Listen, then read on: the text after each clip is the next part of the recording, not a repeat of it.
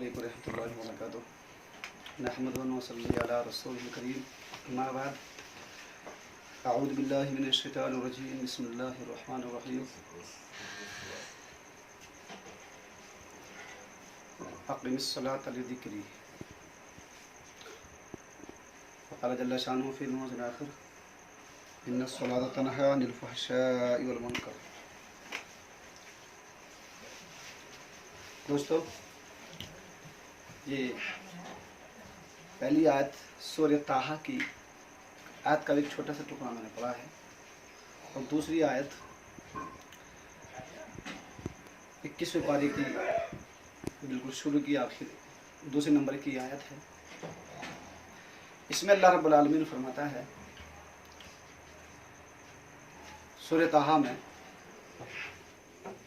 या ए मूसा, मुझे याद करने के लिए नमाज को कायम करो। ये नमाज कायम करो, नमाज अदा करो मुझे याद करने के। और इस दूसरी आयत में अल्लाह रब्बुल आलमीन फरमाता है, बेशक नमाज बेहयाई और बुराई से रोक देती है। वला ज़िक्रुल्लाहि अकबर, अल्लाह का जिक्र बहुत बड़ा है। इन आयत से ये पता चलता है कि अगर आदमी सही तरीके से अल्लाह को याद करने के लिए नमाज पढ़ता है और खुशू और खुजू के साथ नमाज पढ़ता है और सिर्फ रियाकारी दिखावा तकब्बुर उसमें नहीं होता है, तो ये एक नमाज की अंदर से एक फितरत और उसका मिजाज है कि इंसान को बहुत सारी बुराइयों से और बहुत सारी बेहयाई से रोक देती है। और अगर हमारी नमाज़ों में वो जान नहीं है, वो ताकत नहीं है कि हम नमाज भी पढ़ रहे हैं और हम तमाम वो बुराई जो कि तू चली आ रही है। अब देख, मुआशरे में ऐसा होता है कि आदमी 10 साल पहले भी नमाजी था, अब भी नमाजी है, और किसी को 50 साल नमाज पढ़ते पढ़ते हो गए हैं, लेकिन तमाम की तमाम बुराइयां जो मुआशरे में हो रही हैं वो फिर भी कर रहा है। और कुछ लोग उसमें से बहुत ही चंद लोग ऐसे होते हैं जो उन बुराई से रुकते रहते हैं।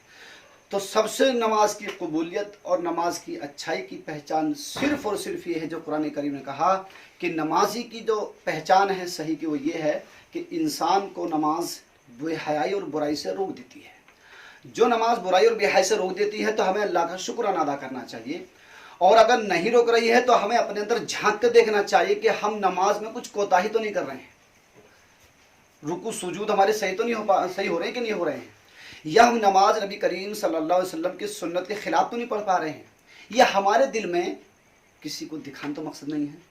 मुआशरे वालों को ये तो नहीं कहते कि क्यों नमाज पढ़ रही है, नमाज तुम बुजुर्ग हो गए हो या तुम्हारे बच्चे हैं, कोई पड़ोसी छोटे बड़े कहें भी नमाज हो, तुम्हें नमाज पढ़ना चाहिए। यानी हमें टटोल कर देखना चाहिए। इसलिए आपको आप बता दूँ, अल्लाह के नबी सल्लल्लाहु अलैहि वसल्लम ने फरमाया, नमाज से गवाही दी जाती है कि वो मोमिन है। अब वो कौन सी नमाज है जो मोमिन की गवाही दी जाती है? जो अल्लाह के नबी सल्लल्लाहु अलैहि वसल्लम ने नमाज पढ़ी है। ऐसा नहीं हुआ करता कि एक आदमी नमाजी भी हो और एक आदमी फिर झूठ भी बोल दे। एक आदमी नमाजी हो और रीति रिवाज में मुलव्विस होता हो, एक आदमी नमाजी हो और उसके साथ साथ अब मस्जिद से बाहर निकलने के बाद वही जो मुआशरा बोले कर रहा था उसमें मुलव्विस हो। ये कभी नहीं हो सकता, क्योंकि कुरान झूठा नहीं हो सकता है। कुरान एक खास से बताता है कि नमाज जो होती है, सही जो नमाज उसकी होती है कि इंसान को बुराई और बेहयाई से रोक देती है। और दूसरी बात, एक बात और बता दें दोस्तों, इस्लाम को कबूल करने के बाद और जो सबसे पहला जो पौधा जो उगता है इंसान के अंदर, वो सिर्फ नमाज के जरिए से उगता है। जो आदमी नमाजी है तो समझो वो मुस्लिम है, और जो नमाज ही नहीं पढ़ रहा है तो उसमें हमें सच्चाई की कोई, उसमें हम ये नहीं कह सकते कि ये वाकई में मुस्लिम है।